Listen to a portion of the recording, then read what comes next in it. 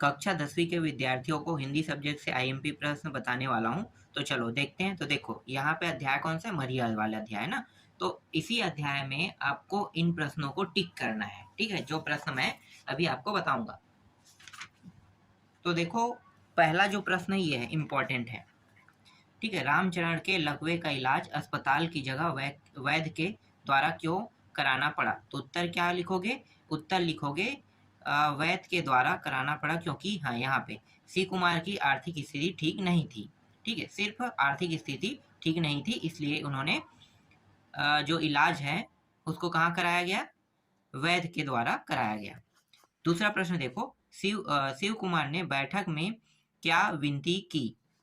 तो शिव कुमार ने बैठक में पंचों से विनती की कि उसकी आर्थिक स्थिति ऐसी नहीं थी कि सारे गांव को वह मृत्यु भोज दे सके, अतः इस प्रथा को बंद किया जाए। उन्होंने विनती की थी ना मृत्यु भोज को बंद करने की।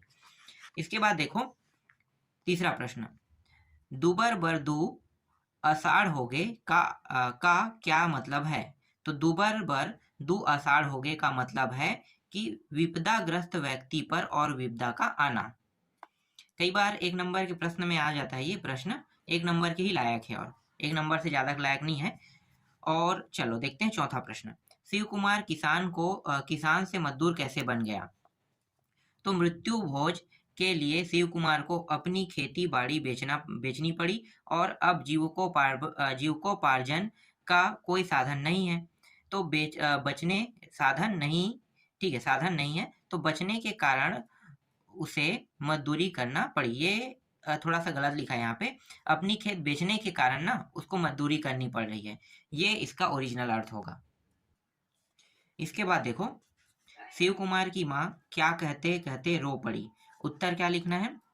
उत्तर लिखना है, शिव कुमार की माँ अपने पति का स्मरण करते हुए कहती है कि उसने स्वयं यह गीत बनाया था, दूध दही पीबो भैया, नहीं पियन दारू ला, लेकिन सब इसके विपरीत हो रहा है, सबके हाथ में मंदिरा है और उसका सेवन कर वह पंचायत में बैठ फैसला करने आते हैं। वे बिना मरिया भात अर्थात मृत्यु भोज खाए नहीं कर सकते। यह कहते कहते वह रो पड़ी। गरीब बर सबके चलते, घर वाला और बाहरी सब गरीबा ला ठठाथे। शिव कुमार ने ऐसा क्यों कहा? तो उत्तर है, शिव कुमार ने ऐसा इसलिए कहा क्योंकि गांव वालों के बीच जहां उसकी पूरी उम्र गुजरी उन्हीं लोगों ने उसकी व्यवस्था नहीं समझी और मृत्यु भोज के लिए उनकी सारी खेत बिक गई। दूसरी ओर भिलाई के रामनगीना सिंह ने भी उसके साथ नौकरी दिलाने का छल किया और माँ के जेवर बिक गए, इसलिए वह निराश हो कहता है कि गरीब पर सबका जोर चलता है। ठीक है, ये है इसका उत्तर है। इसके बाद देखो सातवां है, मरिया प्रथा ने शिव कुमार की जिंदगी को किस तरह बदल दिया?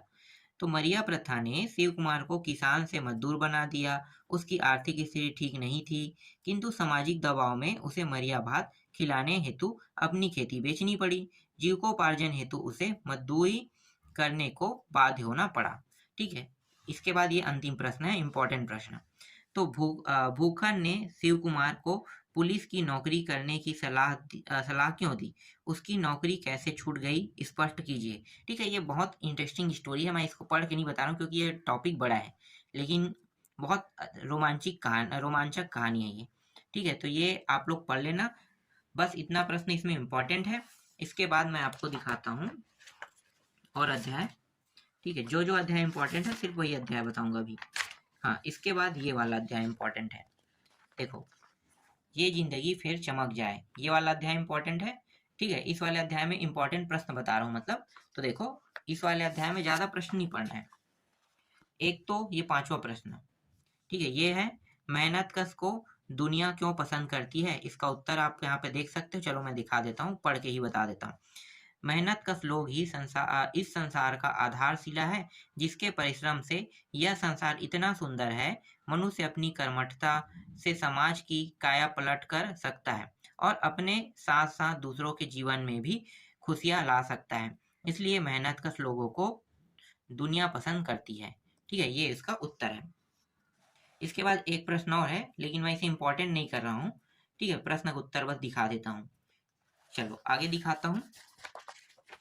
अब जो जो प्रश्न यहाँ पे इंपॉर्टेंट है उसको दिखा देता हूँ। ठीक है, ये प्रश्न इंपॉर्टेंट, इसको टिक कर लेना। कोठी में धान छलक जाए, ये जिंदगी फिर चमक जाए, पंक्ति का आशय स्पष्ट कीजिए, ये 4 नंबर के प्रश्न में आता है। इसी तरह से मुंह दुधवा असहन फुलवा जन ऐसा क्यों कहा गया है, ये इंपॉर्टेंट है, इसका भी उत्तर लगा है। ठीक है, ये भी टिक कर लेना। इंपॉर्टेंट ही बता रहा हूँ। ये वाला प्रश्न भी इंपॉर्टेंट है। ठीक है, इसका भी उत्तर है। ये वाला प्रश्न भी इंपॉर्टेंट है। पसीने की अमृत से तुलना क्यों की गई है, समझाइए, ये प्रश्न भी इंपॉर्टेंट है, इसको भी अच्छे से पढ़ लेना। और यहाँ पे देखो, जाना है दुनिया ले सबला, पंक्ति का भाव विस्तार कीजिए कह रहा है, ये इंपॉर्टेंट है। ठीक है, अगर ये सारे प्रश्न जितना मैं टिक किया हूँ इन सभी को पढ़ लोगे तो बहुत जबरदस्त नंबर आएगा, बहुत ही अच्छा, ये भी इंपॉर्टेंट है।